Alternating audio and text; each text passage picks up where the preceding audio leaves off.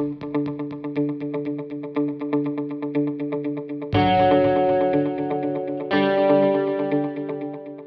volunteering at the Sainsbury School Games in 2015 includes approximately 500 volunteers from Manchester and Greater Manchester, and also groups from across the country involved in Inclusive Futures programmes, school groups that have applied to take part, and also a group of young ambassadors who are involved through their schools, and they've applied to be with us.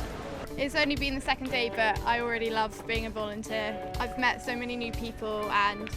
my confidence has already gone from like the bottom to the top. Having volunteered from the first games in Glasgow, I've seen a real increase in both the number of volunteers engaged from the host city, but also the number of young people that are interested in applying from across the country. Volunteers for the Sainsbury School Games are incredibly important. They are what makes the games happen, and I think that was really emphasised as a legacy out of London 2012, and a huge number of the volunteers that I was involved in training and the team at Manchester were involved in training were inspired by London 2012. I was a volunteer last year at the Games, and I found out about them because I'd been a volunteer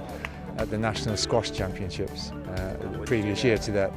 Well, I'm retired and I enjoy participating in sporting activities, so I like doing it once or twice a year. For all of the Sainsbury School Games volunteers this year, we've involved an element of introducing the Sainsbury School Games through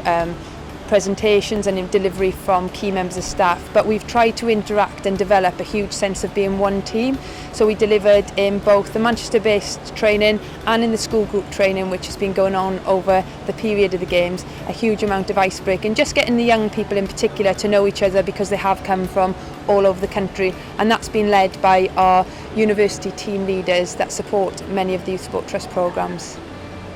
I'm here to patrol and do things in the rugby area as required by the volunteers manager, and today she's put me on by the seats here to make sure that the VIPs get their right places. We did volleyball today, and we just had to make sure the balls got to the right places on time. And watching the sports played, it gives us more skill when we go back into school and play them, because watching volleyball we learn the new skills that we can apply into our sports. In terms of volunteering and encouraging people to volunteer, I just think one of the biggest things that our young people talk about are the friends that they make when they volunteer, and that's friends or better friends with the people from their own schools and people they already knew. Or what's really exciting with this Games is they're making friendships with people from all across the country, which is really wonderful.